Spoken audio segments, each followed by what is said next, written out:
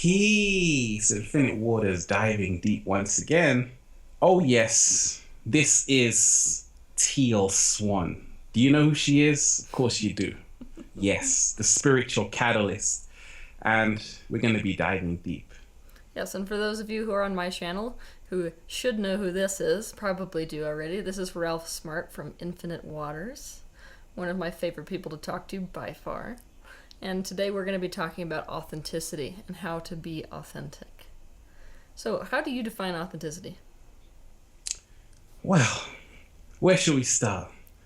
For me, authenticity really is not being able to be swayed by the crowd, by the gladiator arena, which is all around us, from parents to friends to work colleagues. And it's tough. And what about you? To me, I feel like authenticity, rather than being the presence of something, which is what we usually look at authenticity like, it's more the absence of inauthenticity.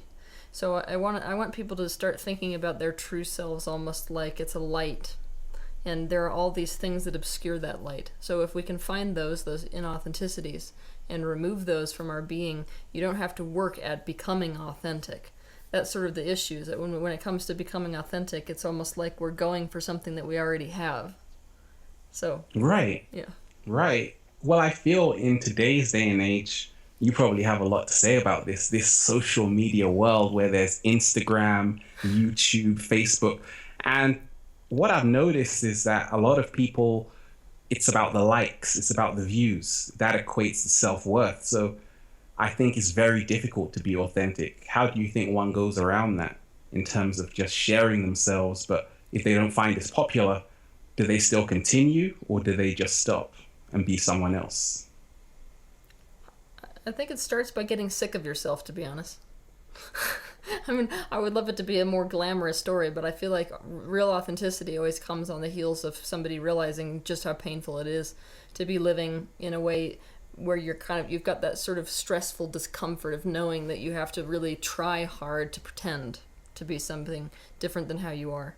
So I like to explain to people that the idea of authenticity revolves around one central. It's like the sun, so everything's revolving around the sun, right? And that sun for inauthenticity revolves around wanting to look good. That's what we have to get. All authenticity is about wanting to look good. It's about the social group. So if we can acknowledge in our lives the areas where we want to look the best, you can find your inauthenticities, and then it's about calling them out. With the ego, it's very difficult to eradicate any aspect of the ego. We have to essentially embrace it and notice it. And it's sort of the allowing of that instead of the resistance of that, but also the awareness of it that allows it to dissipate on its own.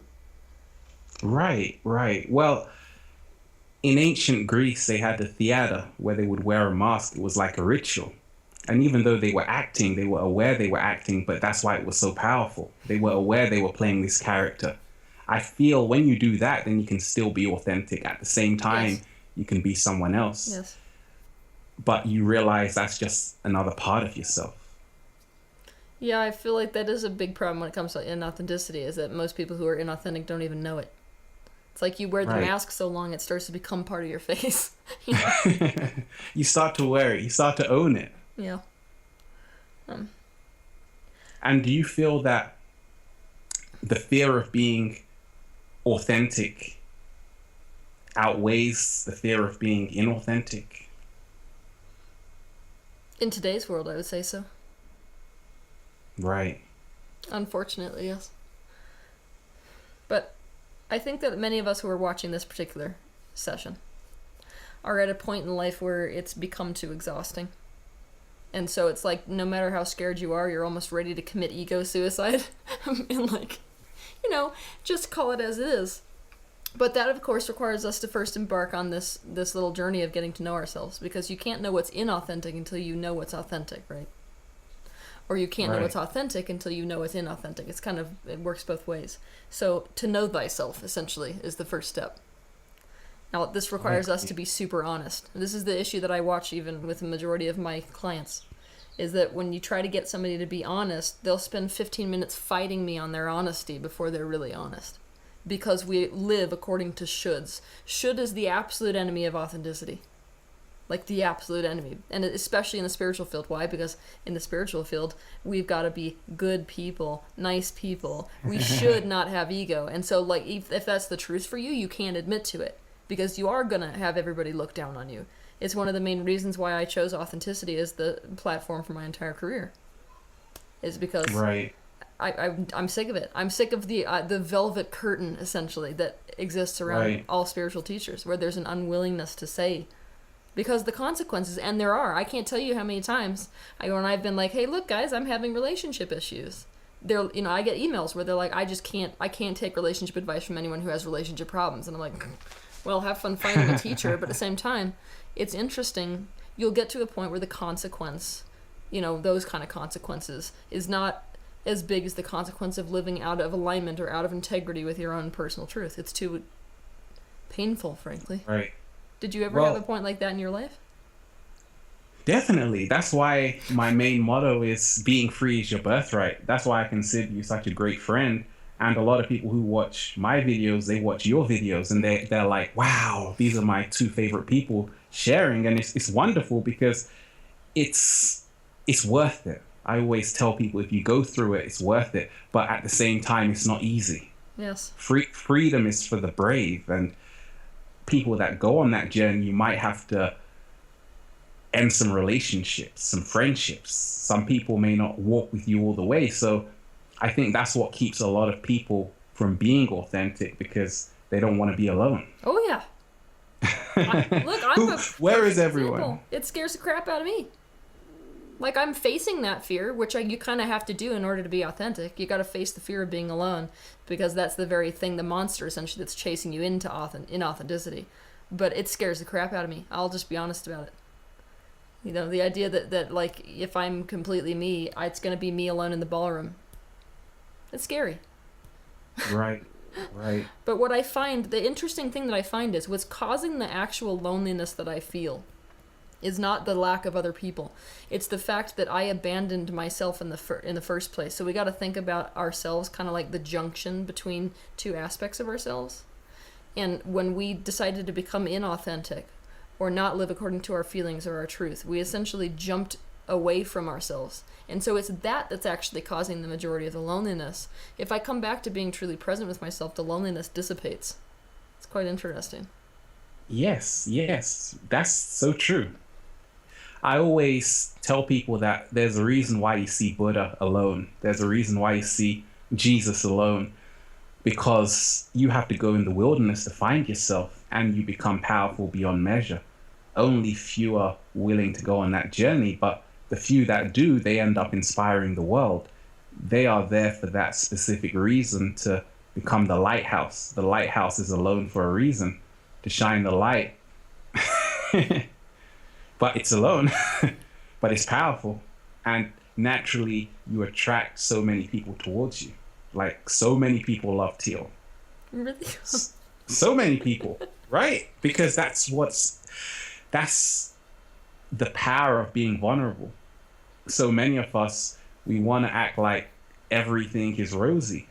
And I feel that's why so many people connect with you, because you show people, okay, you're just living an ordinary life in extraordinary circumstances, you see.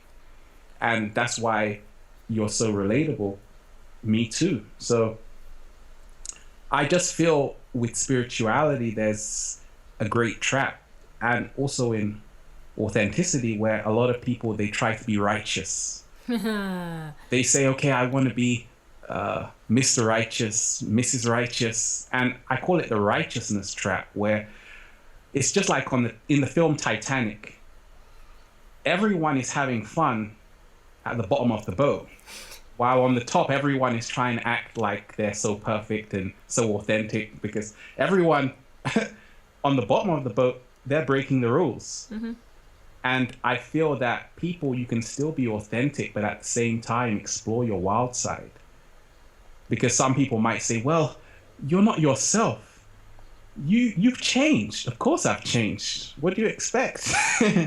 Everything is changing in nature.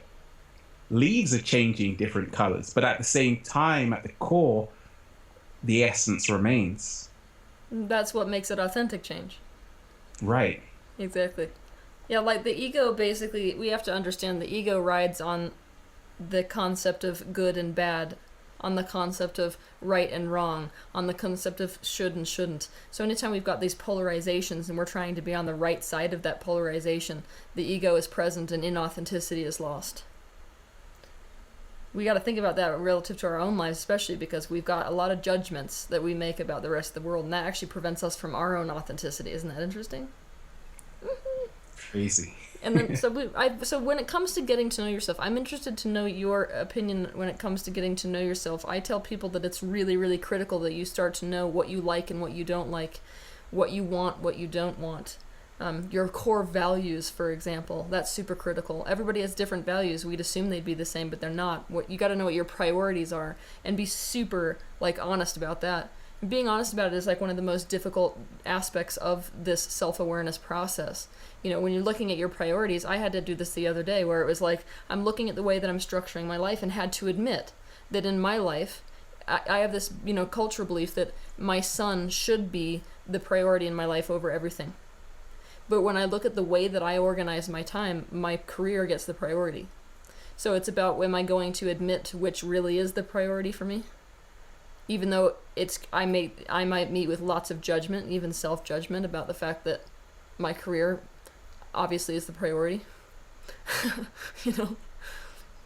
See, it's even saying that, I can feel the resistance come up in me. I want to pretend that I'm, the best mom in the world, and that the truth is that I prioritize him over everything in my life.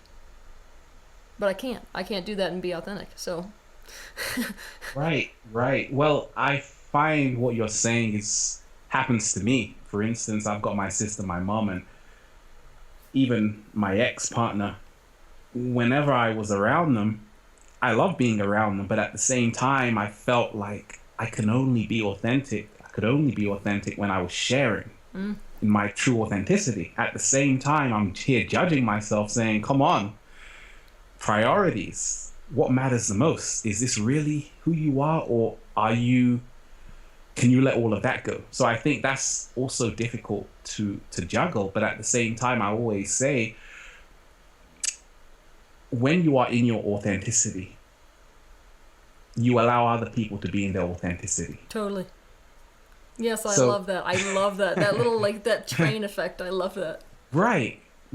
And it's so important for people to realize that you wouldn't have connected with so many millions of people you have if you didn't take that first brave step to say, okay, this is who I am. I'm going to share my journey, what's happened to me, ritual abuse, and all kinds of things. That's not easy to do. But because of that, because you've dived so deep, you've connected with the most authentic people as well. Yes, that's for damn sure. Yes. Right.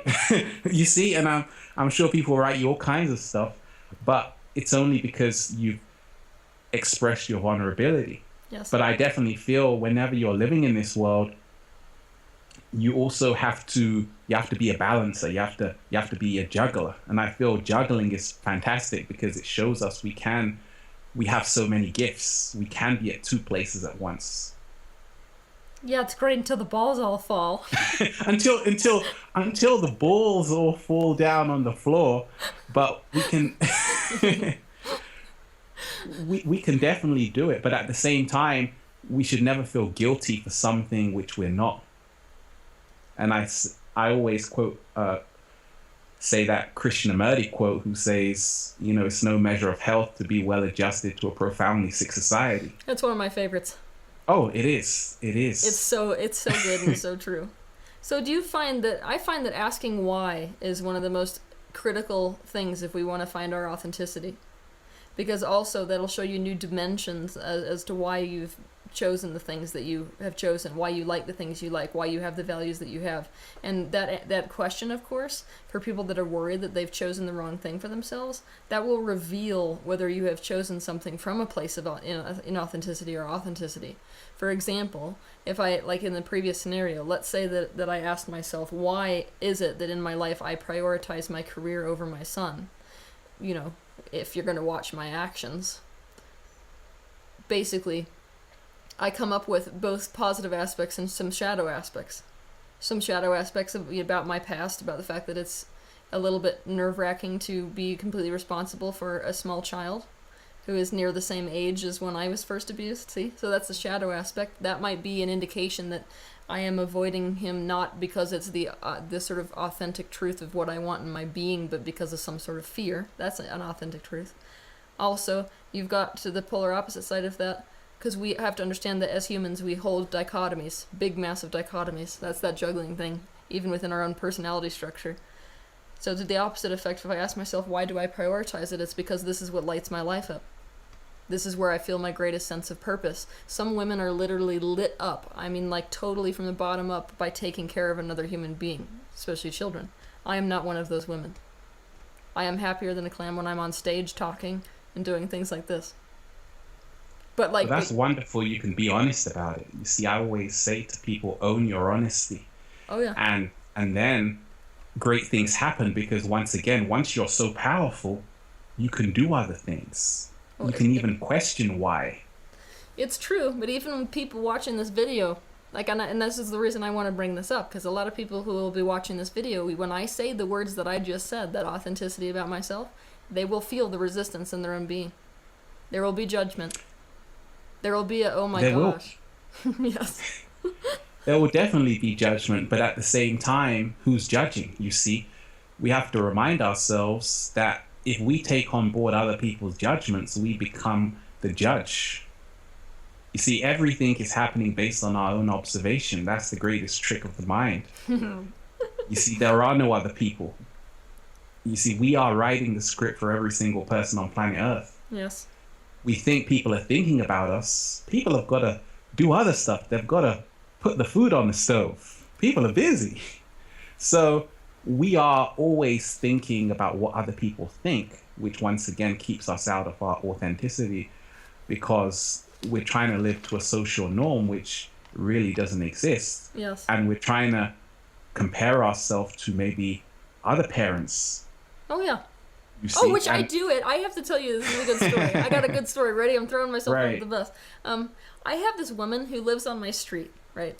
And it's now a family joke, because basically she's the quintessential stay-at-home mom, but not like the trophy wife. She's the kind of mom who's constantly riding bicycles with her sons, like doing cookie rounds, or basically. And here I am, like coming back from my umpteenth trip to Europe or something like that, and I'm going to my son's PTA meetings. I don't even know what the hell they're talking about half the time at those things, and I'm just like, oh man, I end up in tears. But it's like every single time this woman passes me, I can feel myself flare up with this this lack of self-worth, because I feel like I should be more like that,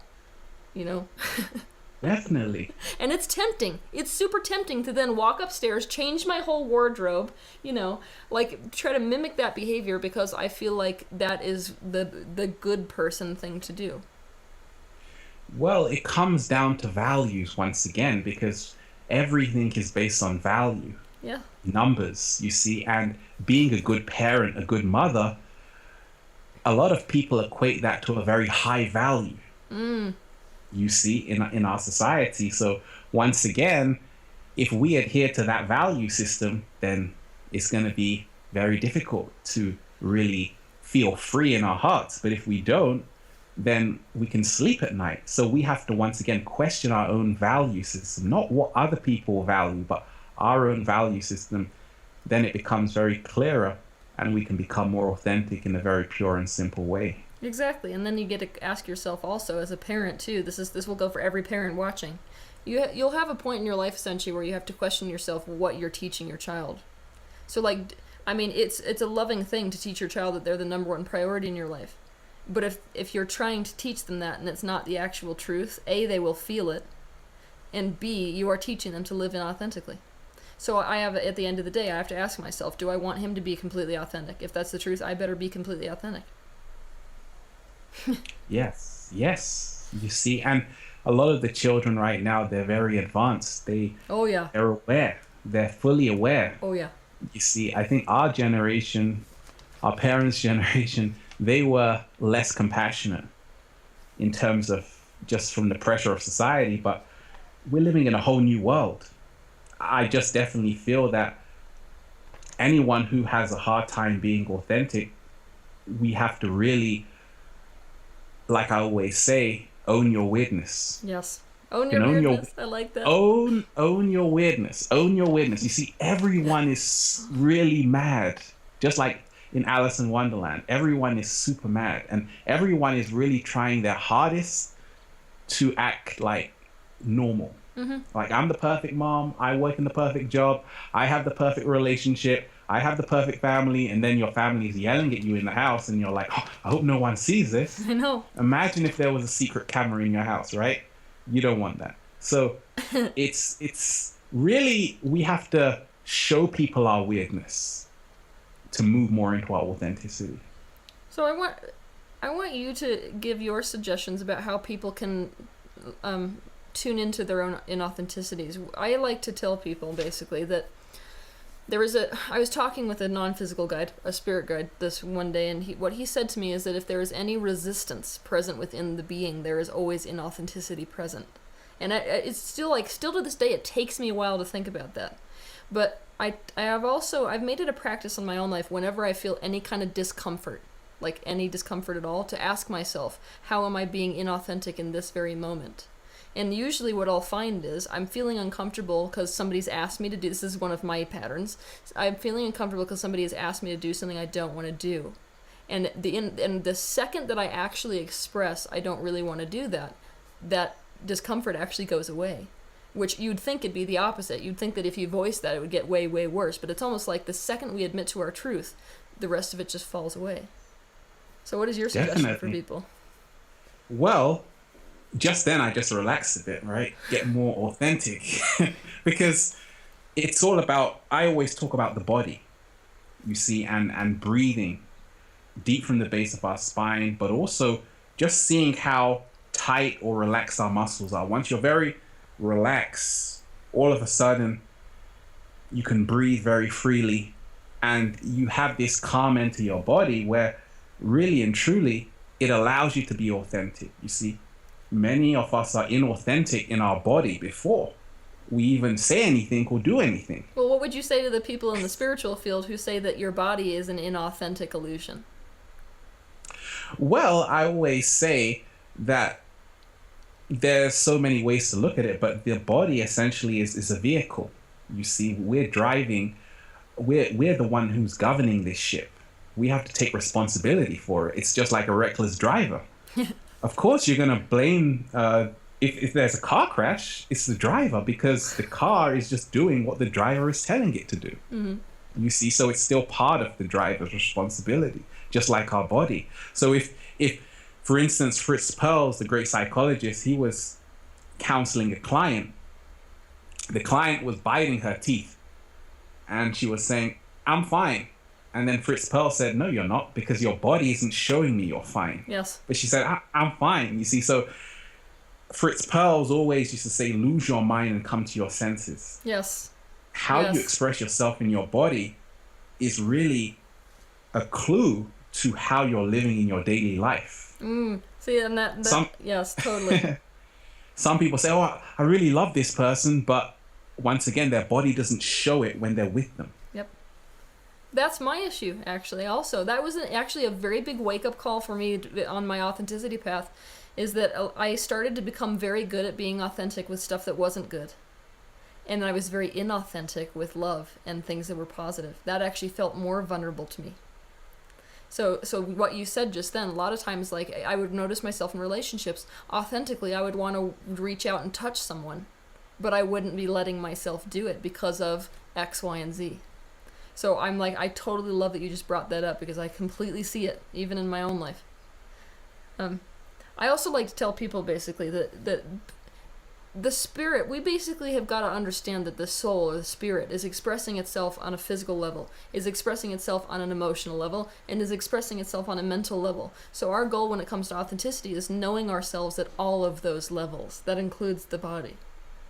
And when we're walking around, trying to convince ourselves that our body is completely an illusion and that the best and highest state is to remove yourself from anything physical, we're missing out on a piece of our authentic expression, for sure. Definitely. Well, it's the same as clothing. Once again, that's also part of your authentic experience and authentic creation. A lot of people say, well, why are you so material? You see, once again, they fall into the righteousness trap where they just want to strip down to the robes. Yep. I say, be careful. You're going to be cold out there. So, so, it's totally true. Yeah. I've noticed that your style has sort of changed since last time we talked. Have you noticed that? Oh yeah. I'm relaxing more. Once again, it's a whole process to really relax. Oh, good. And really have more fun. Yeah, I noticed that people are super judgmental in terms of what package. That's more the inauthenticity thing. It's I'm pretending to be spiritual. What package should spirituality come to me in? It should definitely come in the form of somebody who's on a hilltop. It should come in the form of somebody who's wearing a certain type of clothing. And I gotta tell you, it's one of my favorite things to throw a wrench in the socket of that one. A long time ago, I had to ask myself, like, what is my favorite way of dressing? And the answer was kaftans and saris. Now, I'm not Indian, so a lot of people would look at me and be like, oh my god, she's trying too hard. But that's actually, if I'm thinking about the way that my soul would express itself, that is what it would look like. So, it's been a real challenge, though, to, like, walk around town wearing those outfits and have people stop and look at me like, what the hell is going on? I can't compute this, Well, it's the same. I'm in Venice a lot every year, and I'm a skater. And a lot of people might say, oh, you're a black guy who skates. And I always tell people, who said I was black? Who said I was any color? I'm a infinite being, you see? So it's a whole case where just as long as you know yourself, there's nothing to worry about. I connect with so many different people every single day. And the secret I've tapped into, there's a great spiritual... My mentor, whose name was Omran Mikhail Ivanov. I don't know if you've heard of him. But this guy was incredible. I don't even consider him like a guru or anything. He was just a phenomenal being. But he would talk about never resting on your laurels. You see, the reason why a lot of people stop being authentic, especially when they're really successful, people say, oh, money changes you, fame changes you. Here's the reason why. What happens is that people reach a pinnacle and they start believing the hype, but also they start judging their own work based on other people's expectations, but also they start giving people what they want. So the secret around that, and I learned this like maybe a year ago, I just put out videos. Like, I don't even watch the views or the likes. I have no interest in that. Why? It's not because I don't care. It's because the only way I can be authentic is when I don't spend all the time wondering what everyone else is thinking. Because someone could say something and I could be there thinking for an hour. I don't want to do that. You see, I would rather it come to me naturally about what I've got to change, not what someone else thinks I've got to change. And that way you can just create. But also, many people, they start waiting. They might create something and they wait until someone says, oh, that's amazing. Oh, that's not good. You don't need anyone else's opinion, to be honest, perfectly honest. You see, art doesn't need for someone to say, oh, that's amazing. Art in itself is just an expression. Mm-hmm. There's no good or bad or like or dislike. You can't like or dislike art. And this is what everyone is doing. We are all artists, so whatever someone has to share is fantastic because it's a part of who they are. Have you found a way to teach people to be okay with having no approval? Well, I always say, have fun. Have a lot of fun. And I love I watch a lot of other YouTubers, and it's wonderful what they're doing. I'm also a fan of what they're doing. Just doing videos about making a cup of tea. I think that's awesome. How authentic. You can't get more authentic than that, because that's like the existential kind of living, you see. So I always tell people that you don't have to go over the top. You don't have to put on a massive show for people. You don't have to win people's approval. You just have to win your own. Once you can become your own greatest fan and at least clap for yourself and say, gosh, I did a great job. It's amazing. What's happened though? A lot of people, they've fallen into what I call the humble trap. Oh, I hate that one. I already know about that one. You already know it. So you got to be careful about being too humble. Oh, ooh. You know, the spiritual community is full of that one. I have no need for ego gratification anymore. The ego's like, I just came in the back door. And how about you? What would you say has been the biggest obstacle from when you first started sharing with the world to where you are right now? You've grown so much. You've connected with so many amazing people. You've gone to so many different countries. Is the inspiration still there for you? Yes. Is the passion still there for you? Yes. Is the authenticity? Of course it's there. But do you feel like you can really be yourself 100%? I find that the more that I agree to doing other people's like events, the harder it is. So basically I can stay the way that it is, and honestly I think that coming into the world as a spiritual teacher is probably the best thing I could do for the authenticity piece, because you start to realize that you can't make anybody happy. Like, you really can't. It gets to the point where it's like, one person gives me a suggestion, I want approval, so I follow that suggestion, and then a whole other group of people hates what I did. So it's like you're damned if you do, damned if you don't. And the blessing of a damned if you do, damned if you don't scenario, where you're going to get disapproval either way from different groups, is you just literally are left with what is most true to me. Because there's nowhere else to turn if you're going to get disapproval one way or the other, you see.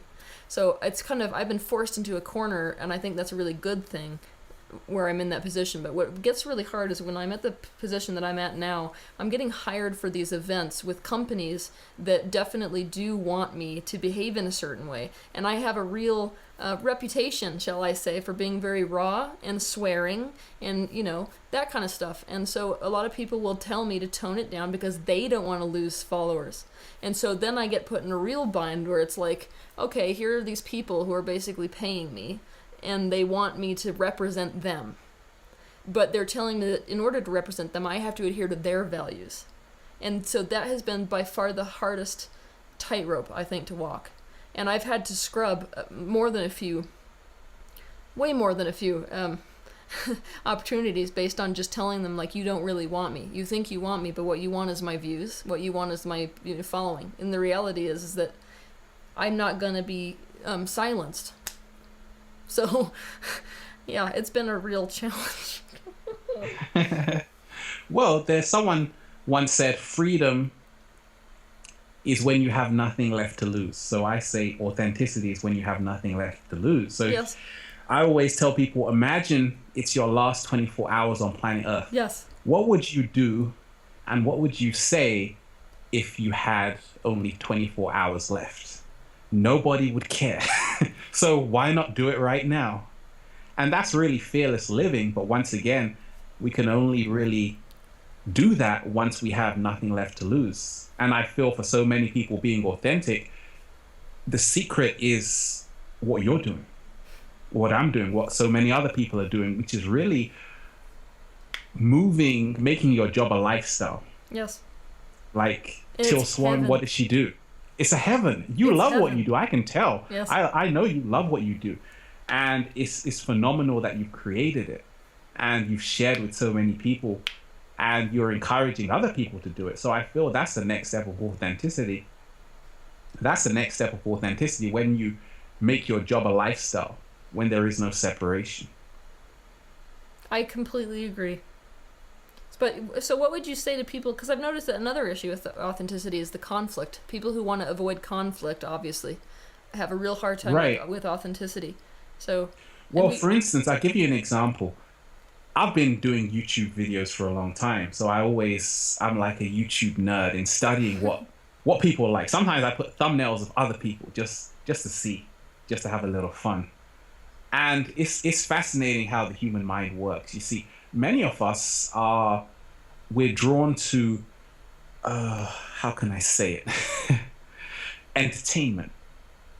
You see, so when we talk of conflict, a lot of people, they don't want to say anything, you see, because they don't want to, many people are afraid of being exposed. Yep. That's the real secret. That's what we're all interested in, because we know that's the next step to authenticity. If you've got someone saying screw the world, we're going to probably be more interested in that person than someone saying peace and love. Why? Because the person who is saying screw the world, you know that they're basically, they're not going to give you what you want to hear. They're going to give you something which is really going to ruffle your feathers and shake your belief system, right? So I always, that's the next step. Really, to avoid conflict, you have to realize that you are going to be in the gladiator arena. You see, there is no spectator seat for you. Everybody is a gladiator. Yep. And you have to be prepared that not everybody is going to like you. Yes. Deal with it. You see, I think what you should actually do is really go back into time and just realize how certain people were burnt on the stake, certain people were stoned to death over a little thing. You see, so don't worry about if someone gives you a dislike on a video or on a Facebook post. It's really not the end of the world, but that should never matter to you. Just like in the film Lucy, which is a great film about the power of the mind, she says there are no numbers. Can you imagine if we realize really and truly there are no numbers? I always tell people it doesn't matter if someone has 1 million or 10 million followers on Instagram or 100 followers, because each person represents a collective whole. You see, each person is part of the fabric. You see, a lot of us, we avoid really sharing ourselves because, once again, we feel who cares about it? I care. I care. Put your hand up. We care. We care. You see, and that's why we're all drawn to artists, because they share, but a lot of the times they share because they have an audience, so they can share their authenticity. See, many people, they don't really want to share their authenticity because they feel it's not valuable to anybody. So then they end up saying, well, who I am is boring because no one cares about it. So I'll tell you what, let me create this character where people can find me more interesting, and then they actually lose the connection of who they really were. Which is more interesting always, I find. Oh yeah, definitely. It's always more interesting. Yeah. So I want people who are watching this to ask themselves the question. I have been acting like fill in the blank when in fact fill in the blank. And I want them to basically take out a sheet of paper and fill out that question as many times as they can. I really like this practice when it comes to authenticity. Because you'll sort of start on little things, and then you'll have that one thing come out where you're like, oh my gosh, that's the real inauthenticity that I am essentially upholding. And when it comes to replacing inauthenticity with authenticity, you have to basically first notice the inauthenticity. Then you have to basically get to a point where you are, I hate the word acceptance, but it's almost like allowing. You're allowing the inauthenticity, so you're not resisting it, and you're also not like fueling it. You're just literally witnessing. It's a detached witnessing of it. I see that I have that inauthenticity. Then we basically take any step we can to go from inauthenticity to authenticity, and a lot of times that has to do with calling ourselves out. This is where authentic communication comes in, which I think is one of the most incredibly important aspects to understand about authenticity. We have to learn how to authentically communicate with other people, and part of that is going to be real scary. It's us exposing ourselves for what is really going on.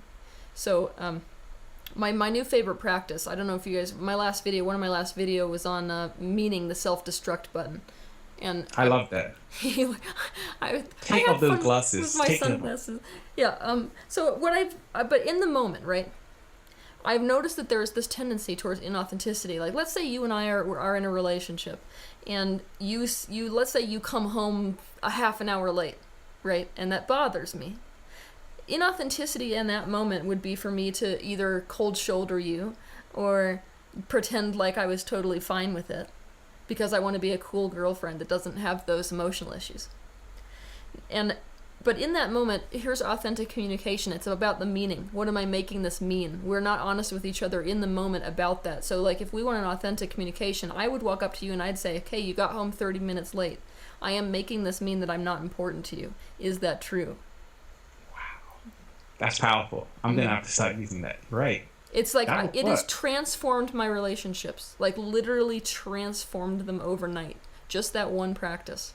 And it keeps me in a place where I have to be authentic about the things that I'm doing and the insecurities that I have. Right. So just repeat that again, just for those to catch it, people to catch it.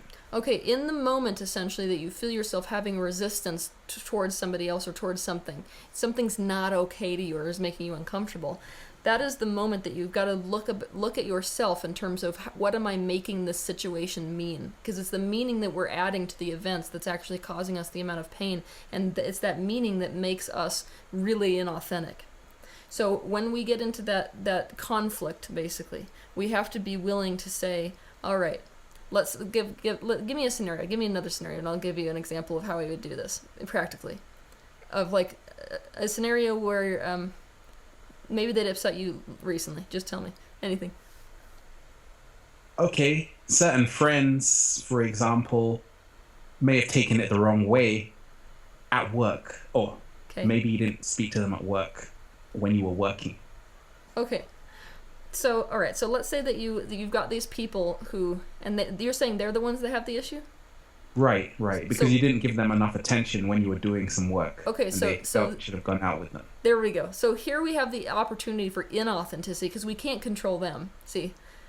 So that's the opportunity for inauthenticity is us trying to control them. Authenticity is we get to be completely responsible for ourselves. So in this scenario, you would say, all right, so if they are saying that I am not giving them enough attention, why is that an issue? Right, For you, why is that an issue for you? Well, if I'm not giving them enough attention, I feel like I should become a better friend. Okay, so in the moment, if you're going to be authentic, you would walk up to them and you'd say, all right, right now, because I'm perceiving that you think that I am taking too much time for this, I am making that mean that I'm not a good enough friend to you.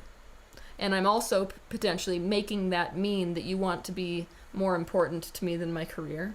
And I'm also making that mean, see, it can be several things. It's about what is the meaning that you're adding to that. I'm making it mean that there's going to be a conflict between what I love and my passion and being with you. Right, right. That's super, super powerful. Well, Dr. Joe Dispenza talks about the placebo effect, which is very similar, and he talks of three things that governs any placebo. And it's really funny because it's really meaning, it's conditioning, and I forgot the other one. I'm being authentic here. I'll find the other one. but meaning and conditioning. You see all of those things play a part. You see in a placebo. You see placebos are all about making something happen. You see, by really there not being an actual that thing doing anything in the first place, just like a sugar pill. And most of our lives is like our relationship with the sugar pill. Yes. It works because we believe it does, or it doesn't work because we believe it doesn't work. Completely. You see, so what he says is that we are the placebo. We are. And that's what I've realized as well along my journey. That's what I share with people. And really just realizing once again that we're almost going around trying to tiptoe through life. It's impossible. Well, yeah, you step on the cracks anyways. You're gonna step on cracks anyways, you see. So I feel that that's the thing. When actually you go into, when you start taking giant leaps, you see, sometimes I feel you can really be authentic when you don't have this fear of being a bad person. Oh man, that is an issue. You see, everybody wants to be a good person because word gets around. People will say, oh, I get emails all the time, and really thousands of emails. And sometimes people ask me something, sometimes people book a session and I don't get back to them. And they're saying, gosh, I just shared this personal information with you. You're so bad for not getting back to me. And I'm thinking, oh man, I don't want them to say anything bad about me. Mm-hmm. I don't want to have a bad name. So sometimes I'm like, let me just send them an email to maybe keep them quiet. And then I'm like, do I really want to do that? Or do I just really want to say I don't? And then what helped me was realizing, actually, I'm not a bad person. I'm doing just fine. And really, I'm great. And it's just amazing when you say, I'm not a bad person. I know I'm not because of everything I've done. And I see myself, like just like Carl Rogers said, the great psychologist, with unconditional positive regard. That's the greatest way. Unconditional positive regard. I agree. Because, yeah, And I think that you're in a very high vibration relative to that subject. Because if I'm going to be completely honest, I still, even regardless of what I do in the world, I still don't feel like a good person. And I've noticed basically that the closest that I get to feeling like a good person is authenticity. It's that moment where basically I'm completely in alignment with my integrity, whether that integrity is savory or sour. I can feel my virtue for the first time. But like if I was to say the words, I feel like a good person or I am a good person, it would feel like a complete lie. right. It can work like that. I just feel So what would you say to somebody like that? for someone who says, That it's a lie. Like all of those words, you know, if they were to look at themselves in the mirror and say I'm a good person and they know it's a lie or they feel like it's a lie, what would you tell them? once again, I always talk of what I call, I'm going to do a video on it, which I call positive imprint programs. There has been a time where you've literally gone out of your way to go and help someone. Yes. You know, you didn't have to. You have to write that down in your diary as a positive imprint in your subconscious mind. Yes. And then read those diaries every now and again. And what you're going to find is that you're going to realize, because a lot of the times we do so many amazing things that we even forget.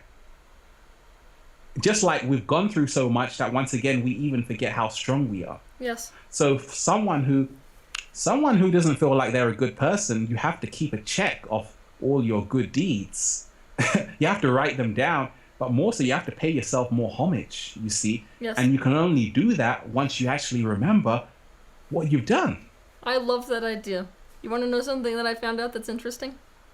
Right. I've noticed that there's motive in for a lot of us, we get into these double binds, you'll find. The more damned if you do and damned if you don't scenarios.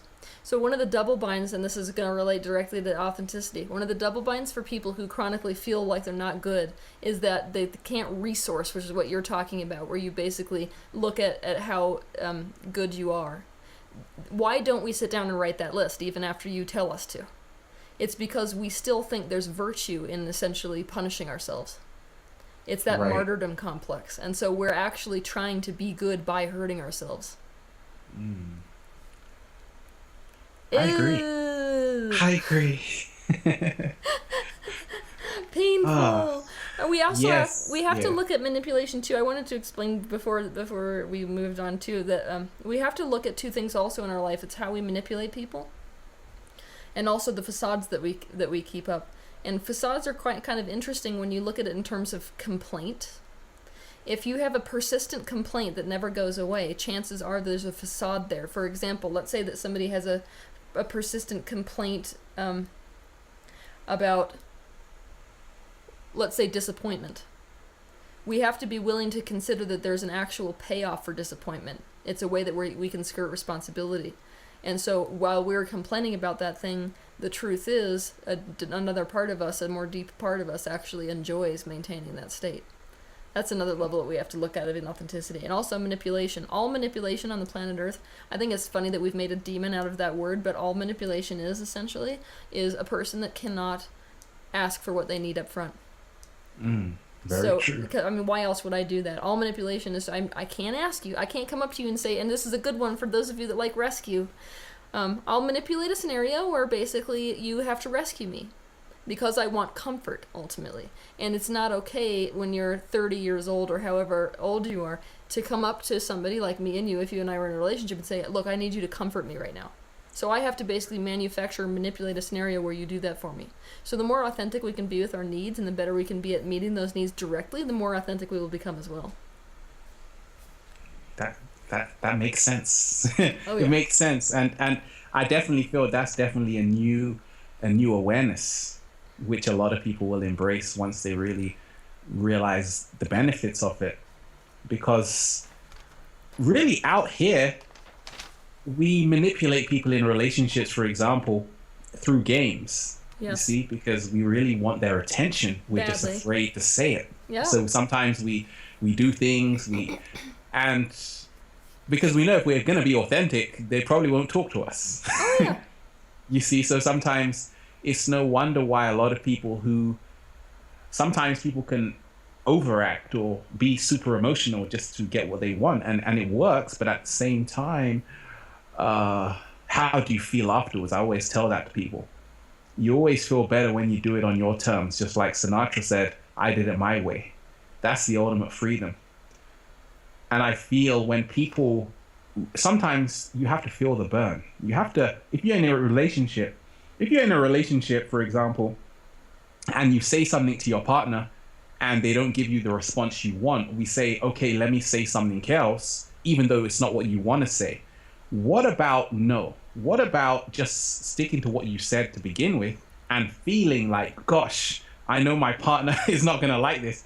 But when you can do that, it's a lot easier to come to really allow and accept yourself. When you change, like I used to do this all the time when I used to make YouTube videos, I would do a title and realize, okay, it wasn't getting 301, right? So I would say, oh, let me change the title. And I was like, wait a minute, let me just let it burn. And then all of a sudden, I even stopped watching it altogether.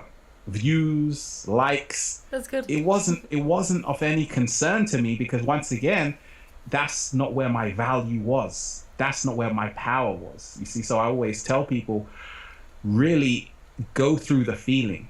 Yes. Don't try and change the feeling. Go through the feeling. You don't have to change who you are. You have to accept who you are. Exactly. That's total authenticity. So how do you feel about all this lovely relationship advice out there? I got to tell you, it's like it makes my blood boil. Do you know how many of these things people send me of like 12 ways to ensure your man's never going to lose you or leave you, or, you know, how to behave on a first date? It's like I literally get to the point where I can feel myself seething at the fact that the common idea essentially is that unless you alter yourself, that somebody's going to reject you. It's so sad to me.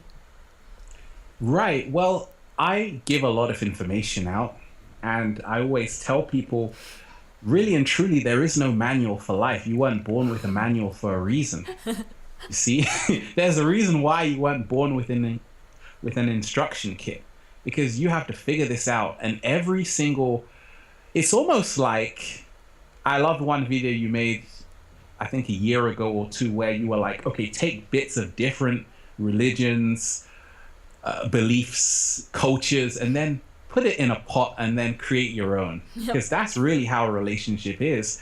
You can read 100 books on the best relationship, but once again, there are variables. Everything is so dynamic and fluid. And once again, nothing is set in stone.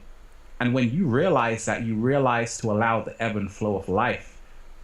Really and truly, you have to realize that it doesn't, some people, they spend their whole life with someone, they've grown up together, and then one day they say, actually, I don't want to be with you. What?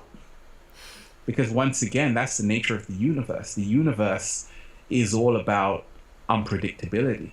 It's all about the unknown and exploring new possibilities. You see, the universe hates structure. The universe hates structure. We're trying to find structure. Help us out here. You see, the universe is always trying to create something which is original. And many people in relationships, it becomes a routine. See, they don't have a relationship, they have a routine. Yes. Problem with a routine is that it becomes predictable. The problem with predictability is that now there's no growth. And what happens when you first meet each other? The first moment you set eyes on your loved one, wow, they're fireworks. Flowers are blooming all over the place because there is growth. There is growth because it's the unknown. There is unpredictability. Nobody knows what's going to happen. That's what makes it so exciting, so exhilarating, and so fun. That's why you connect on a whole nother level when you first meet. Yes. And you can do that when you're in a relationship, but once again, you have to lose the routine. Oh, and also I want people when they're in relationships to remind themselves that you will never know who somebody is. Every human being on this earth is like a universe unto themselves, with the same unpredictability, variability. So if you think you know your loved one, you're mistaken. Well, it happened to me along my journey. I was with someone, and all of a sudden one day, we had parted ways, but they just changed their whole behavior. I said, what? You aren't the person I remembered you to be. Yep. But once again, I always say they don't have to be.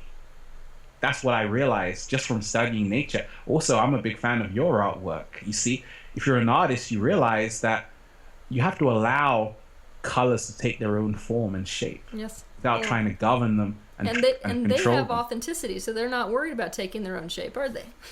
Right. That's the most wonderful thing, you see. But once again, we're only worried about someone else's authenticity when we're out of our own authenticity. Exactly. That should be your new quote, by the way. Right. Okay. We're only worried about someone else's authenticity when we are out of our own authenticity. Freaking perfect. Right. I'll put it on Instagram. A bow gets tied around that one. That was beautiful. So the way that I wanted to sum up, I wanted to sort of bring this talk of ours to a close by demonstrating the power of the perfect question, because I think that when it comes to authenticity, if we really are wanting to commit to that, we have to be willing to ask ourselves and question ourselves all day, every day. And we have to understand that it's different than doubt.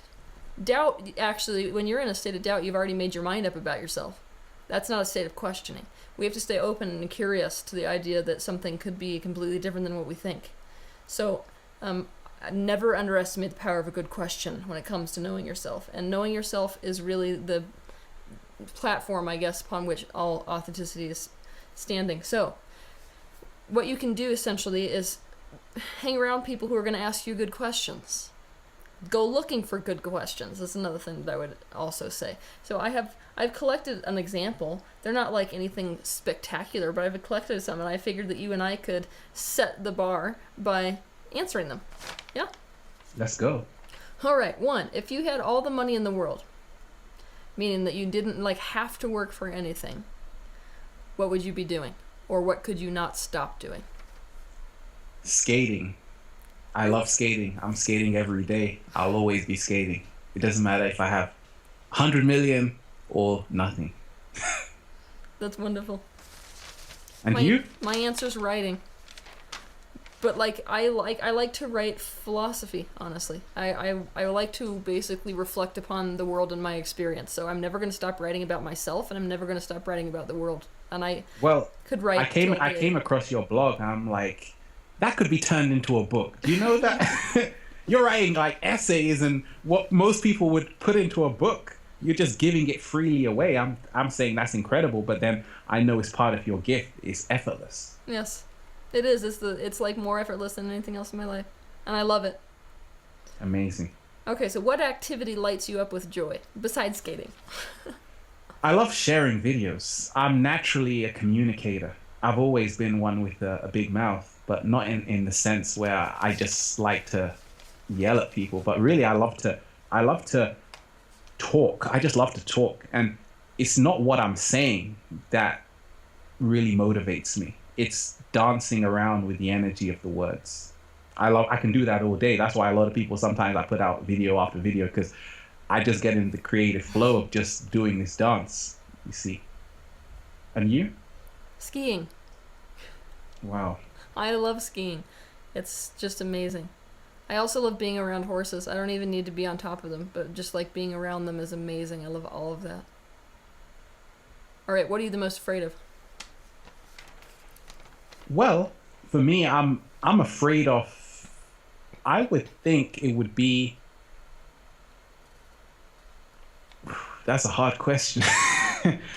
I would think, because it keeps changing with me. Right now, what I'm most afraid of would be really the fear of losing it all, you see. And that's why every day I'm learning more to let go. Losing it all in the sense of, if the computer crashes all one day and I lose everything, how do you go back and build yourself up? But once again, I'm realizing, okay, I've got this. But also as well, my great fear is to become greedy. Even though I'm in my authenticity and my passion, I don't want to become greedy in my authenticity, if that makes sense. I want to be able to still have, I already have relationships, but even more authentic ones. You see, I always feel for me that's really a great gift, but at the same time, I fear sometimes I can almost get lost in the whirlwind of creation.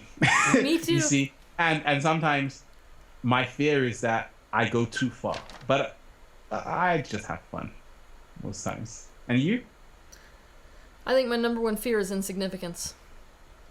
It's Right. basically, it's like I feel like insignificance to me is the opposite of excellence. It's almost like being so not good enough that you're forsaken. Right. So it's like, it's more than loneliness to me. It's like you've been flat out rejected because of the state of not good enough that you're in. You know? Yeah, that's by far my number one fear. Okay, looking at my life, what is my actual priority? To become my greatest version and to help other people become their greatest versions. And to have fun. Yeah. See, you ready for this? So right now, this is an opportunity for inauthenticity. Because when I hear you say that word, it makes me feel like, oh, mine should be more like that. Because that answer that you gave is very much more what we would expect a spiritual teacher to be saying. What I think I should say. So basically right now there's a temptation to be like, oh yes, definitely, always growth and progression is my goal. But if you want me to tell you the honest truth, like when I look at my life and my actual priority, it's excellence. I want to be the best. Right. So you want to be the best, but I talk about becoming exclamation mark your greatest version. Well, yeah, and that's awesome. Right. That's So do you awesome. find being excellent, do you find, for instance, like you make videos on YouTube, do you ever feel like you have to compete with someone else on YouTube? Yes, Who? everyone. Everyone. Okay. So because do you I'm right, just being right. super authentic. Like this Right. is a shadow that I'm very aware of in myself because I was a Right. competitive athlete before I did this job, and so Right. it's like I have to watch, what it is that it's because of my fear. Did you see what I'm Right. most afraid of? Translate directly to what my priority is. Right. So being aware of that is really important.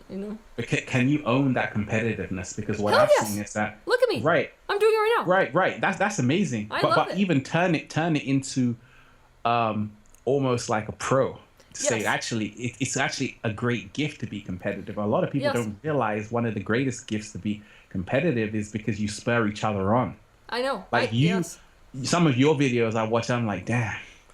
You see, because you probably don't know this, but you actually inspired me to create a video called How to Decalcify Your Pineal Gland. Awesome.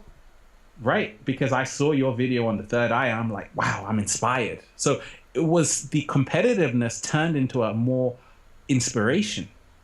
Say, actually, okay, she thinks she's all this. Let me show you what I've got. But it was almost like a game, like a fun, like a playing. And I feel we become our best when we can actually, that's why I always say, when you start collaborating with people, it's amazing because you start creating this friendly competition where it becomes a point where you don't even really fear what the other person is doing. You just look to them for a source of inspiration. Oh, and it And works. now it works, definitely. I did a video called Exaltation, and it was about this, where you basically take the trait that is not good about you, essentially, according to your own judgment, and you basically figure out what the highest and best version of that thing is instead of eradicating it.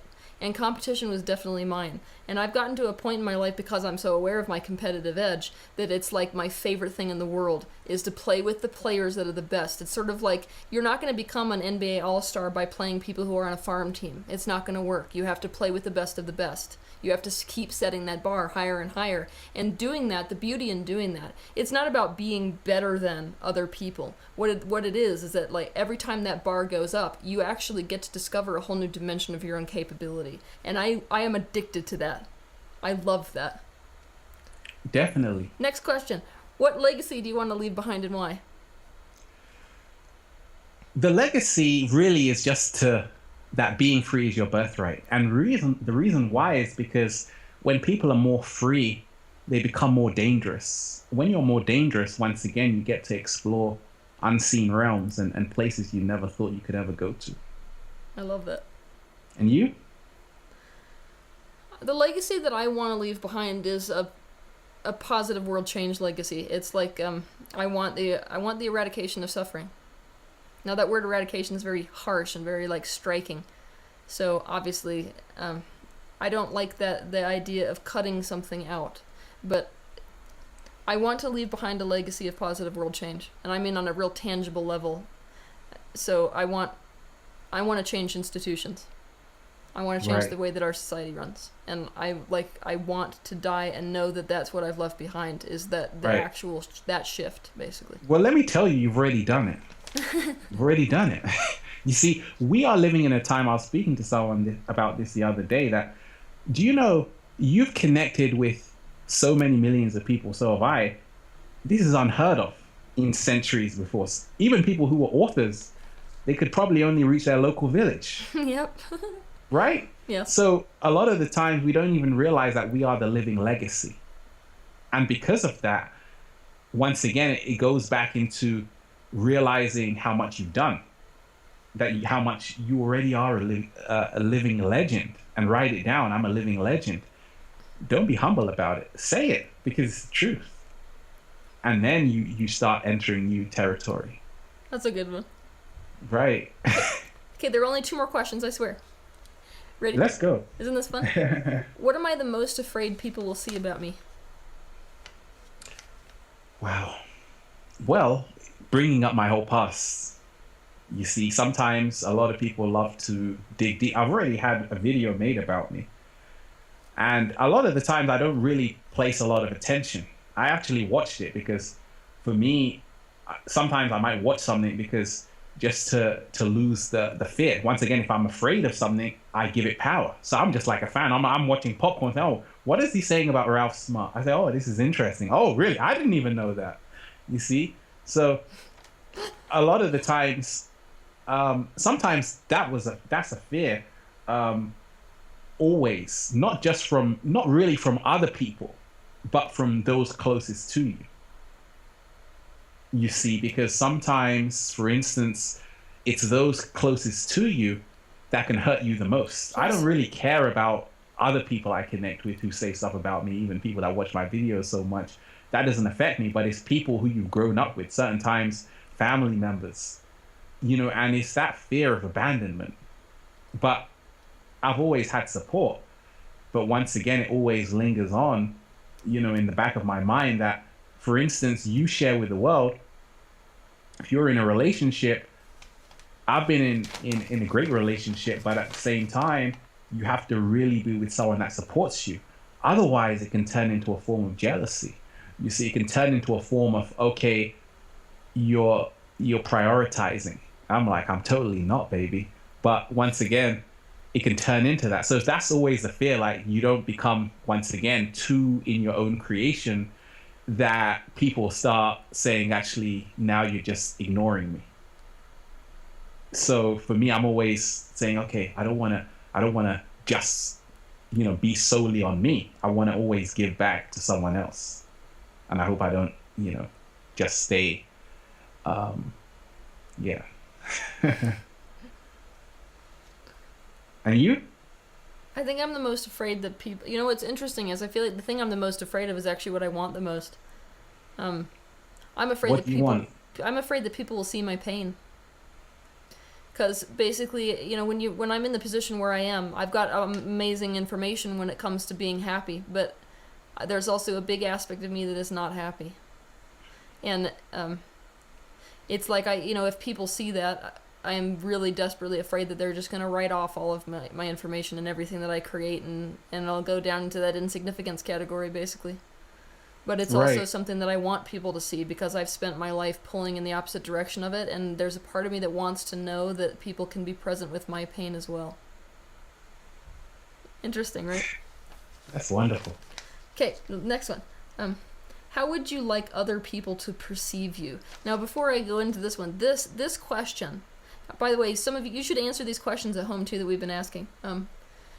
I've noticed that this particular question alerts you to your biggest insecurities and your biggest inauthenticities, because basically how you want other people to perceive you is your biggest facade. So the lies that you've been telling yourself, essentially, Most of them will fall under this particular question. So, how would you like other people to perceive you? Well, for me, it's really as a very free spirit. You see, that's how I perceive myself. I always remind people I'm not what you think I am, and I do that by putting things like "Can I get a hello there?" I'm trying to show you I'm very weird. I'm trying to show you my weirdness. Please don't follow me. And for me, it's really it's about showing people I'm not I don't have always I'm not always smiling. You see, and sometimes I feel people should really I don't really want to control how people perceive me anyway. That's what people's once again, I don't really think of a lot of people. I'm really focused on how I perceive myself, because I always say the perception you have of yourself is greater than the perception other people have of you. As long as you focus on your own perception, don't worry about it. I think there was that fashion designer who said, you're thinking about me, but I'm not thinking about you. You see, and it's that whole thing going on where I feel that a lot of people always say, "Oh, Ralph, you're so positive, you're so smiling all the time," and I suppose that's wonderful when people perceive you like that, because I always know happiness is the highest frequency. I perceive you that way. Right. You see, and for me, sometimes, it's like a lot. I think a lot of that's why I always have a lot of respect for these, even people like yourself and people like Buddha and all of these amazing spirits who really share with the world, even though they know it's not 100% perfect. You're trying to tell people, it's like on the Titanic, we're almost like the people playing the violin, when when the boat is going down, we're trying to make everybody happy. And sometimes, but at the same time, we also know that we're not on the Titanic. That's the whole point. We're far from those circumstances. We're living in the most amazing time right now on the planet. A time just like what you are all about, a time for positive change. So we already know what the world can become. That's why we're doing what we're doing. We wouldn't do it if we didn't realize the possibility to create a whole new world. That's good. And you? I think the two things that I'm the most interested in people perceiving in me is first and foremost excellence, and second, virtue. Oh. Now, what's really interesting is if we study the personality spectrum, personality is really set up as a result of our overcompensations for traits that we felt like we didn't have enough of. And it can be very small interactions that lead to this. So the story that I like telling the most about my own personality is that, when I was very young, I remember a scenario when I was 2 years old. I had thrown myself on the floor in a fit, and my mother essentially had looked at me and she said, "Why can't you just be nice?" Now, that's a typical thing for a mom to basically say to a kid who's throwing a fit, right? But in my little mind, I basically made that mean that I have no virtue, no goodness innately. And so the way that I compensated for that was to immediately go outside, and I started doing gymnastics routines. Like jumping, it was the performance. If I have a level of excellence, now that makes up for my lack of virtue. So a lot of my inauthenticities where I can't admit to things, or like when I say yes when I really mean no, that's the wanting people to perceive me as virtuous. A lot of those inauthenticities in my life revolve around those two central themes, you'll notice.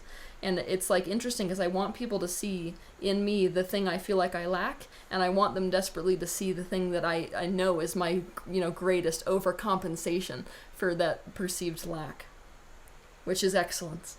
Yeah. Excellence. Tell me about excellence. Really. It's so amazing how the whole world wants us to be excellent. And I feel that sometimes stems from us trying to become excellent. And sometimes I always listen to different music. And sometimes you've got people who are they literally are really vulnerable to the extent where they just tell the world how horrible they are and how many women they're sleeping with or how many men they're sleeping with. They basically literally tell them, like, I'm a bad role model. And I sometimes think to myself, have we got it all wrong? Are we supposed to be doing that as well? To really owning how literally we're just like them on a different, different kind of, in a different suit. I think we should be doing both. We should definitely be doing both, but I feel, especially in this community, it's so shunned upon to go outside and do anything like that. For instance, if you're really like, for instance, if you were to talk about someone that you don't like, that's what we all naturally judge people. So why are we trying to show the world like we don't judge anyone? And why are we trying to tell the world that we shouldn't judge anyone when we all do it? Yep. So that's what I've had to check myself about and realize that that's really absurd. You see, because we all love a bit of gossip here and there. We all love a bit of celebrity gossip. Nothing wrong with it. I do. So why can't we admit it? Yeah. And that's why, I feel it's amazing when you can really move in different directions. Yes. And admitting it is everything, because then you admit to where you are. And the second that you know where you are, you finally have a platform from which to get to where you want to be in life. It's right. Like instant. Well, what's helped me, and I feel you can probably relate to this, is that, you see, I always tell people I'm not a teacher. I'm a student and a teacher. Therefore, that means that being a student, I have a lot to learn as well, but also I have a lot to share. And that's why sometimes I talk about different stuff, which is, news topics and stuff, because I'm also interested. I'm also interested how other people perceive it. But you can only do that when you take off your robes and actually say, I'm interested in this news story. Let me share my view. And you find a lot of people are also interested. And that's how you create more authentic connections. It's like people who say, well, the post didn't come today. And you're like, oh my gosh, the post didn't come today, because you actually feel like you know who these people are. That in itself is more powerful than them telling you to go and eat this kind of food or go and live your life like this. You're like, get out of here. I don't even know who you are, because I haven't connected to you on a human level. Yes. You've got to connect with people on a human level first before you begin opening your mouth to anything, especially advice. That's what I've learned. It's a good lesson. The other thing I would encourage people to do relative to authenticity is you got to see the impact of the inauthenticity. So in my case, so let's go back to the overcompensation, the personality aspects. Let's pretend that I see that basically I want people to see my excellence so bad that I potentially hide the aspects of me that I believe are not excellent. I've made a practice of trying not to hide those now, by the way. But before, when I was in a much less authentic mode, I had to admit to myself, basically, the sheer exhaustion involved in having to basically pull myself up by the bootstraps and go into a state of excellence, even though something really tragic had happened about 10 minutes earlier. It's an exhausting state of being, and it's also very lonely, because there's no one that's going to relate to you when you're the top of the pyramid. So, definitely. So I would have people really look for the impact of the inauthenticity in your life, and especially look in the sector of relationships, because if you're inauthentic, you can't really have intimacy with another person. That's one for me. That's what I've got to learn more of. And I feel that's what so many people can benefit from, because so many of us, everyone, especially in relationships, is striving for excellence. What a lot of people forget is that you have to work together in excellence. What happens is a lot of people, they're so excellent, the other person is so excellent, that they drift apart in their own excellence and they become separate. What about if both of you work together in this excellence and say, actually make a joint commitment to say, okay, we're going to work together to become excellent? What happens is a lot of people, they go off in their own ventures, and now sometimes it's like a game. Certain people feel left out because they see the other person becoming more excellent than they are. But what about if you both were conscious about, we can never become more excellent than each other because we're working together in excellence. My excellence is your excellence. That's and vice sharing. versa. That's true sharing, yeah. You see, how can your partner be your competition and someone you're trying to go against? Very easily in today's world. Very easily, because once again, it's a whole thing where no one wants to have the traditional role society has placed on them. You've got people who are they're working in a cafe and they're like, what? I just want to do selfies on Instagram and get paid for it. I don't blame you. Go for it. You see, that's the kind of world we're living in. We're living in the world of the dream chasers. And the world of the dream chasers is that it's wonderful, but in chasing your dream, you have to realize that it's a lot of sacrifice. Once again, you might lose people who were really authentic and genuine people. You got to be careful. That's what I've learned, that you don't want to be running so fast that you lose track of what's right in front of you. That could be the real dream right there. We're trying to climb the mountain and get to the top, but maybe the real secret is at the bottom, and just going in the gentle flow of the process. The process is the destination. That's true. Yes. Now remembering that when you're in the middle of it is a lot. A lot. No. You see, well, that's how it all works. It's always easy to say it. It's always easy to say it. But it's like when you're on stage, just like acting, or even when you're drawing, there's no time to start analyzing stuff. You're in the most authentic space when you're.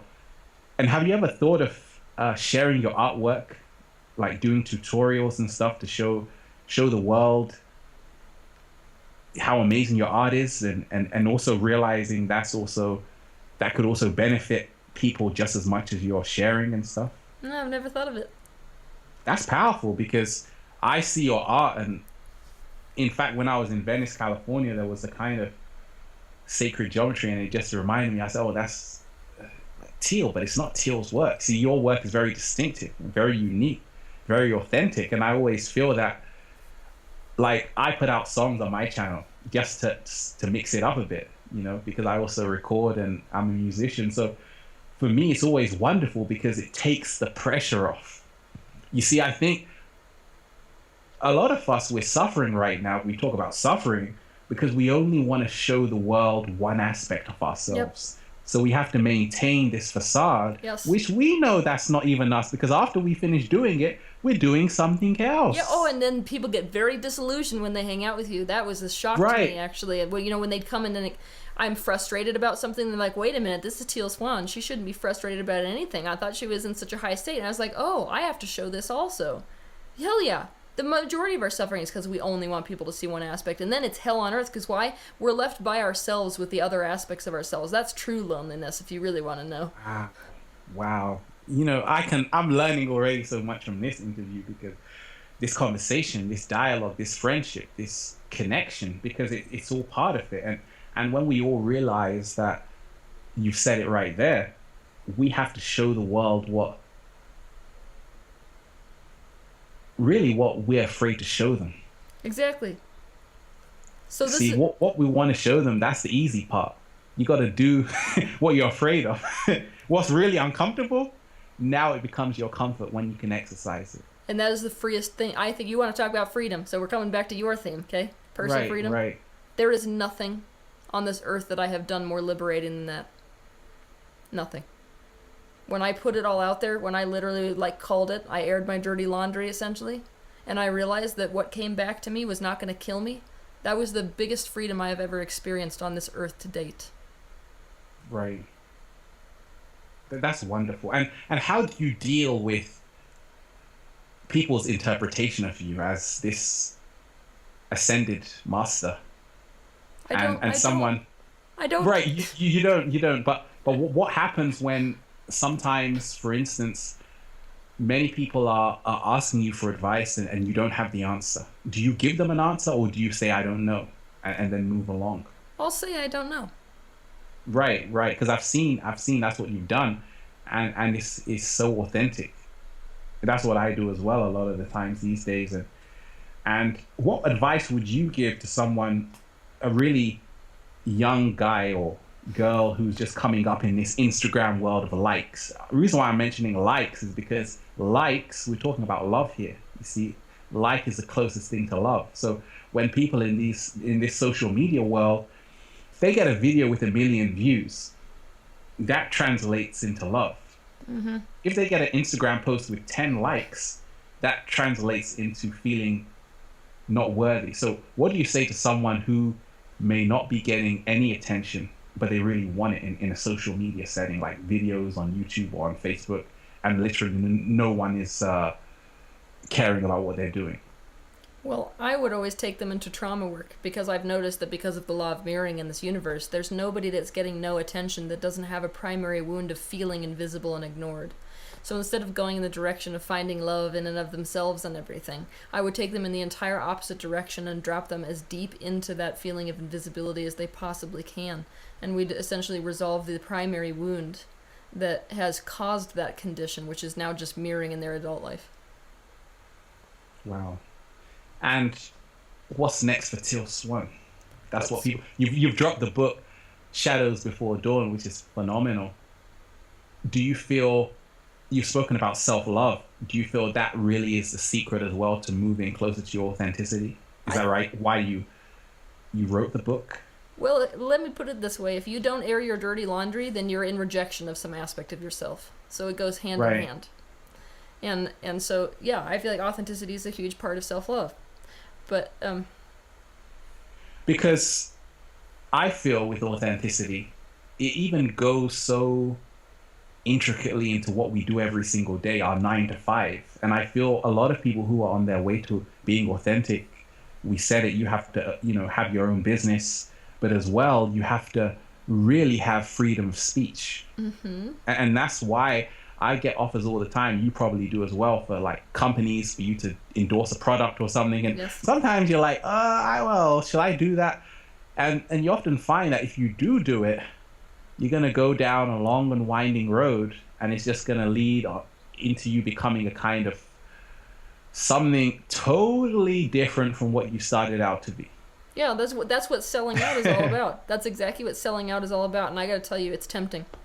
It's real tempting when they've got all the money there too, to just say, you know what, my freedom, that's the priority thing. Is that more important than my freedom of speech? Now, for some people, they might answer yes. I'm not in a place where I like to judge whether like it's always right for someone to refuse that. But basically, I've been put in that position multiple times where it's like, which one is more important to you? It's almost like the universe is kind of testing me. How much do you care about this? And I like to remind myself that basically there's not a revolutionary on the planet Earth who has not been tested in their adherence to their own beliefs and their own priorities. So. Right. And do you have a fear of getting, so you're already massive, but even getting to the point where people can bring up dirty laundry with a lot of evidence, which might be swaying other people to form an opinion of you, which they might not have never seen, and start talking and stuff? Oh, they're doing a lot of that right now. No, because I know it's inevitable, and right. One of the good parts about knowing that something is inevitable is that you can release resistance to it. It's almost like saying, well, there's nothing I can do about this. That can either push you into powerlessness or an empowerment of saying, if there's nothing I can do about it, then what do I have control over? I have no control over how people talk about me. I'm never going to be able to change a lot of their minds. Believe me, I've freaking tried. So basically, once you're at that point where you're not going to change their mind, what's left? What's left is I got to do the thing I can't stop doing, even if I had all the money in the world, which is what I'm doing. So there I go. Right. But it doesn't feel good. That's what people have to get. It's not like I'm like, oh, yay, people freaking hate me and and think I'm the Antichrist. That doesn't make me feel good. It makes me feel like crap. But it's also like nothing I can do about it, A. And B, it's an opportunity for me to go into the wounds within, because that wouldn't be reflecting if I was in complete harmony with myself. I wouldn't be a match to even seeing it. So. Right. But I feel a lot of people, and I always tell a lot of people, you probably get this, how can I start making YouTube videos and get on a level where you have a lot of people connecting with you? And I always... Really? You get that a lot? I've never had that question once. You never? Okay. Well, a lot of people say they want to start sharing their message with the world. Okay, yeah. Well, that too, yeah. I do get that. You see, and a lot of people, they find getting a lot of resistance, from people when they voice their opinions. And I always say, that's what it's like. Again, we're gladiators out here. You got to realize you got to become a gladiator and you got to deal with it. You see, and you have to also realize that eventually you become friends with a lion when you realize the lion is yourself. That's a good one. I like that. You become. I like that. That's epic. I was like, wait a minute. He just dropped it like it's hot. Drop it like it's hot, baby. Yeah. Yeah, I love that. That was really beautiful. We also have to ask ourselves whether we're going to commit to playing on the court, because basically, if you if you listen to the conversations that are going on in the stands, they're all the same. It's all criticism. It always was. Of any basketball game, football game, it's all just criticism, right? Or judgments about the play. So the question is, do you want to spend your life in the stands? Which really wasn't an option if you came here, you're playing. But let's just pretend you're either committed to the game or you're not. Or are you going to be down on the field? Just say, you know what, regardless of their judgment or not judgment, who's the one playing the game? Is it me or them? And based on playing the game, whose life is going to be much more worth living? That's so powerful. Did you hear about the free nipple? There was this massive campaign about free the nipple. Have you heard about anything about that? Is this like the La Leche League stuff? Like the breastfeeding stuff? Yeah, because a lot of women, there's this massive viral campaign. It's like a hashtag, and it's like women who are just basically going topless and stuff, especially in San Diego. And it's like they're really trying to push it. And it's so liberating just to see so many women just go topless in the most empowering way. I mean, how more authentic can you get? I love that. So basically, I live in a very conservative state where breastfeeding is like a really big issue, and even though it's like federally, they cannot require you if you're in a public place to cover up, right? But people would come up to me all the time and be like, I don't think it's okay that you're breastfeeding in front of people, and I would get really upset about it. So like, I'm actually one of those people who's on the train with the whole La Leche League thing about we have to really stand up for that kind of a cause and say, no, I'm unwilling to be completely. This is ridiculous. It's ridiculous. And how important, because I always say, a question for you, when you share with the world, when you're in your workshops and what have you, I always see you have a sense of humor. You love to laugh in between when you're talking. How important is humor when you're really diving deep and whenever you're doing shadow work? Do you have to have a sense of humor, or can you go in stone face in terms of, is there a reason why a lot of children are smiling? Not just one child. This is a natural phenomenon where you have millions of children laughing and babies giggling, and they do this naturally, more so than any other emotion. They're smiling, and they would rather be giggling and playing with something than being in a state of total despair. They gravitate to what feels good. Laughter is a discharge of positive emotion, and so it's a natural byproduct of being completely in alignment. As you grow up, you think thoughts that pull you out of alignment with your being, and thus that natural flow, it's not an excess of energy, and so there's no reason for the discharge. Essentially, you have to look for a reason for that discharge to occur. So children don't have to look for that reason because of their focus. But so when I would say that basically it's not necessary to do shadow work, but it's like going down in a dark hole with an even better flashlight. If you have a sense of humor while you're doing shadow work, the shadows are just, it's 10 times easier to illuminate them. It's 10 times easier to turn those shadows into light. Right. And what would you say keeps human beings away from each other? Is it really the ego? For instance, grudges. For instance, a lot of people, they've had a friend and they don't even know why they're not talking to each other anymore. They've been in a relationship and they don't even know why they're not talking. It just ended suddenly on a Friday night after something happened, and then, days become months become years. If ego wasn't there, would people who really want to naturally gravitate towards each other? Hell yes, because there would be no fear of vulnerability. The ego is concerned with survival, and vulnerability equates to like death to the ego. And so the second that you decide that that's an important priority, which you pretty much have if you come into a human life, you're not going to be the one that wants to do that, that's going to want to be vulnerable. It has to be a conscious thing. Your unconscious mind is going to prioritize survival. The conscious mind is the one that can say, you know what, I can feel this vulnerability and I'm going forward anyways, basically. So we can make up for this thing that has happened with us separating from each other by being the one who's willing to be the first vulnerable one. The one who's willing to say, look, I don't know why this happened, but I really want to have the relationship back. Or, fill in the blank, whatever. That's scary because we could meet with rejection. Rejection is like annihilation, right? You could meet with silence, utter silence, which is terrifying, right? Yeah. But that's why I feel like commitment to authenticity is everything, because then the conversation is occurring not necessarily because you want an end result. It's occurring because of the fact that you have made a commitment to authenticity and how good authenticity feels. So even if it's met with silence on the other end, right? It's about me saying what I need to have said so that I feel a state of completion. Right. Will Definitely. I ever get over it if I don't say this thing? I mean, do you know how many people I sit with people who die a lot in my career, in my profession, and what you hear the most is regrets. That is a state of incompletion. What that is that person never did contact their first love to see where they were. That person never did bury the hatchet between themselves and somebody they wanted to bury the hatchet with, but were too afraid they were going to be met with rejection about. So I feel like we need to live our lives for that, not for the reaction, but for a state of completion with ourselves all the time. So we have to stop living with that discomfort and actually face it and do something about it, which we can do by being authentic. Whether you write me back or not, I said it, so I did everything I could do, and that is what enables me to basically die a happy person. Or at That's least a video right there. Yep. That's a video right there. That's going to help a hell of a lot of people, because I feel that's what I call it, foolish pride. Foolish pride is saying, actually, well, I'm independent. I don't need anybody because I'm feeling good. But deep down, we know we've got unfinished business. I call it unfinished business, where it's the ego's trying to hold on. It's trying to hold on just to be this super so-called powerful person. But deep down, the heart is saying, drop it. Come on, drop it and let go of this foolish pride. And now you can sleep at night when you've let go of everything on your chest. You've gotten what you want to say off, and now you can just sleep peacefully. Exactly. Instead of pretending everything is kosher and everything is all good. Perfect. So do you have any closing words for our conversation today?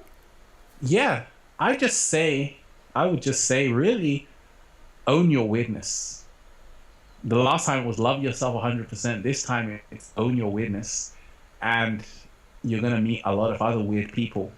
And you're not even going to think what they're doing is weird. How Yes. weird is that? That's it. And you? My closing statement would be very simple. Air your dirty laundry. It's the best thing you could ever do for your life. And I've already done it. So I'm like actual living proof of the fact that if you air your dirty laundry, nothing really happens. You don't spontaneously combust. Right. And But you see, people- laundry is always building up. Can you air your dirty laundry, or do you have to keep airing your dirty laundry? You have to keep doing it. You keep Right, calling okay. the ego out. You make it your personal practice. And you know what? You will make the best friends you've ever made in your life. It's amazing. I mean, Talking of that, I've seen like some of the videos you do. I'm like, how? Because you dive so deep. I dive deep. You dive super deep into areas like, of course, you've made your super popular videos, but you talk of videos like transgender, cutting, and all of these topics, which are so fringe, which like, wow. But I know because of that, you are meeting the most amazing people in the world. I am, yes. And you're having the most amazing connections because you really dive into areas everyone's afraid of touching, because once again, by going into that area, you're going to have to reveal certain things about your character. It's like if you made a video on Bruce Jenner or Caitlyn Jenner, once again, people are going to know where you stand. And that's what a lot of us are holding back. Sometimes I even have to check myself out. That's why, I did a video on the Charleston shooting so people could know what I think of that. Because once again, once you air what you think, it's not easy because you're going to create a divide. Yep. I said I don't believe in race, but some people might believe in race. So it's just wonderful, though, because once again, what I say you trim down, which is fantastic for the trees. So do you have anything fun coming up that you want people to know about? Any new books or like seminars or things you're doing? Definitely. Well, for me, it's really about collaboration.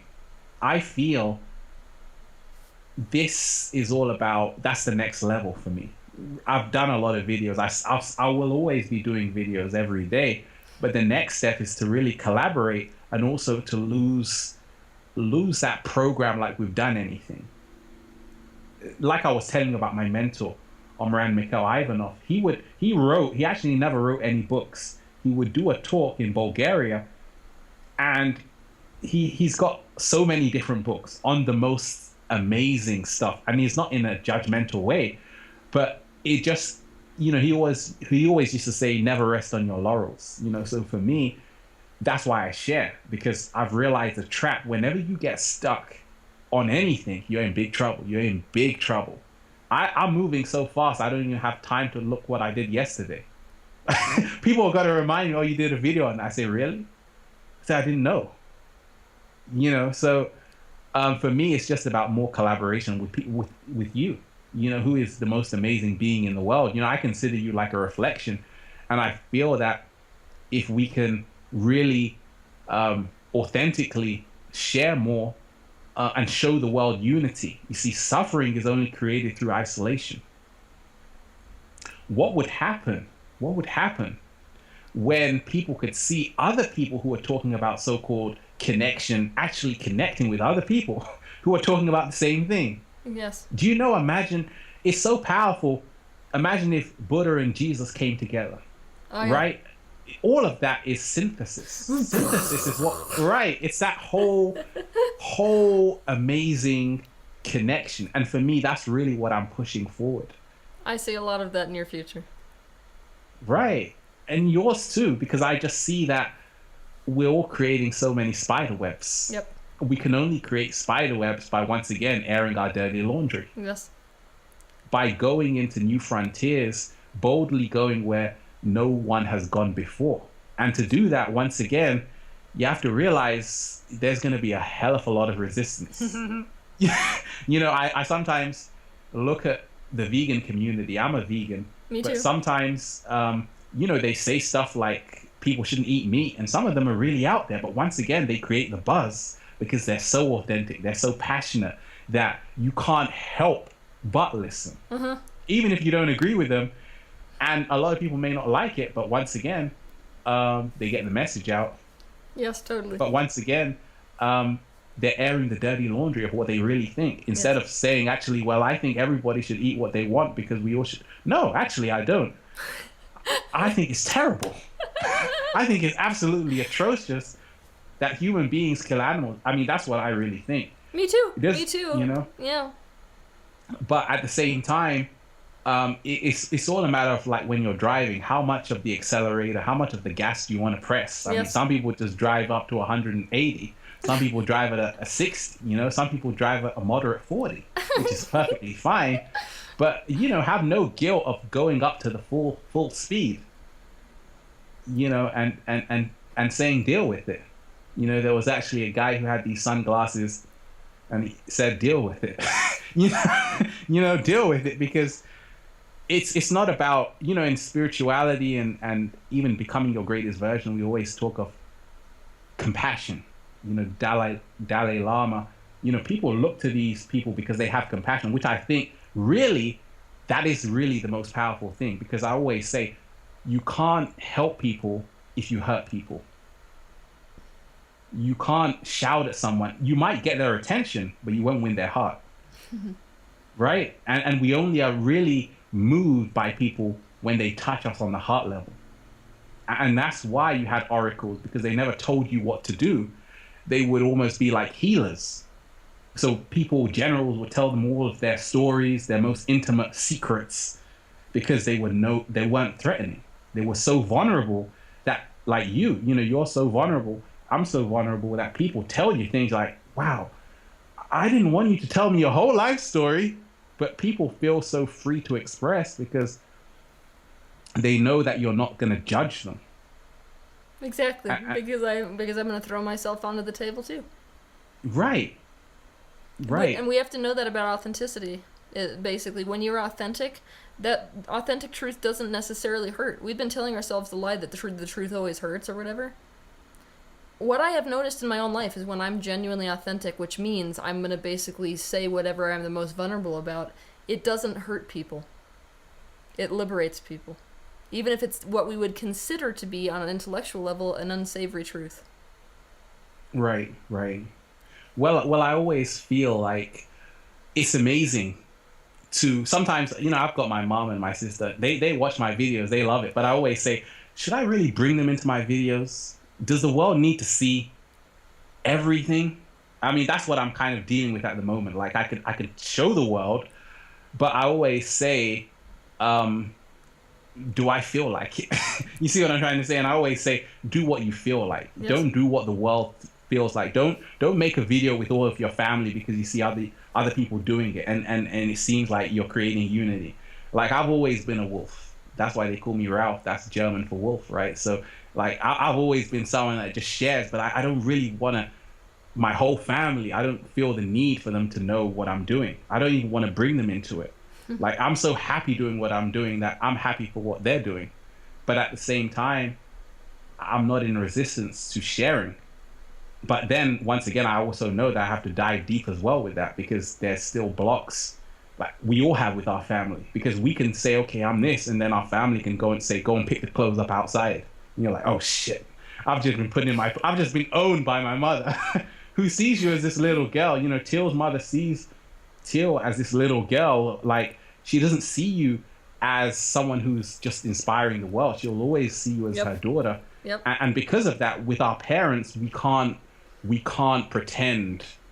We can't pretend at all. It's just not going to happen. So it's like, we are very authentic, sometimes in front of our parents, in terms of who we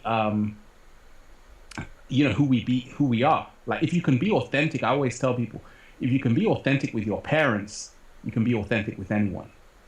Because those are our guardians. Those are the ones holding the keys. Go to them, get the keys, and run outside, and then be free. It all starts with your parents. Most things do. Most things do, right? Most things do. Yes. Because those are the conversations which are the hardest to have. You see, everybody wants to run away from their family. I always tell, go back home. Go and sit with your family. Have a chat with them. Because once you really can air your dirty laundry to your family, not just to the world. You see, you can air your dirty laundry to a stranger, but do you have the courage to air your dirty laundry to someone who you've grown up with, who is now going to see you in a whole new way? And you know that their opinion of you after that is going to affect your entire relationship. It's like someone who's gay who's coming out to their parents. Do you know how hard that is? Yes. A lot of people think it's just like a kind of fashion accessory these days. But if you can do it to your parents, you can do it to anyone. I encourage people into a solitary night of the soul so that they can figure out who their authentic truth is and then go back when they have that solidity of that truth, because they often get triggered into being inauthentic again around their family unless it's solid enough within themselves that they can walk through the door and actually maintain that. But I completely agree with you that the farthest levels of healing essentially is when you can be authentic with the very people who trained you to be inauthentic. Right. Well, it's almost like the infinity symbol. Everything starts where everything ends. We go back to the beginning. A lot of people, they say when they're really grown up, they always go back to where they went to school first, and they love driving through, because we, or not, because it's one of those things, like, certain people, they run away. For me, sometimes I'm always curious, but as well, I'm always glad to see where I am now, and it's like a snake. We are all snake shedding skin. You have to allow yourself to shed skin for a reason. There's a reason why the caterpillar didn't stay the same. Metamorphosis is the truth of the universe. Yes. And if you're not on board with that, well, deal with it. You can deal with being a caterpillar, but it's not fun. Yes. Because even the caterpillar knows that that's not its future. It's just a matter of when. It's destiny. This has been a very good conversation. Thank you for being really. No, I have to say this to everyone. You are someone who I even look to for inspiration, for motivation, and really just how powerful you are in not only in inspiring women, but the whole planet. I always receive messages about you. Really? And also, oh yeah, just how you're impacting their lives.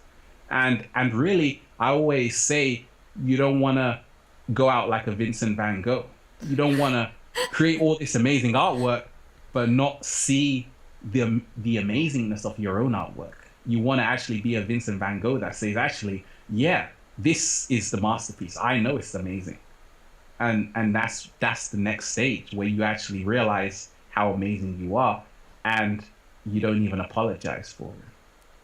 That sounds wonderful. Right. I have a workshop for those of you who are interested, besides everything else that I'm doing, which is always nuts. You can find that stuff on www.tealswan.com. I post everything on Facebook as well. I'm doing a bunch of synchronization workshops. I'm actually doing an online workshop this coming Sunday. Now I can't add up the dates. What is that? It's Wednesday, Thursday, Friday, Saturday, Sunday, so that would be 24, 25, 26, 27, 28th, the 28th of June. So if you want to tune into that, all the details will be on the website.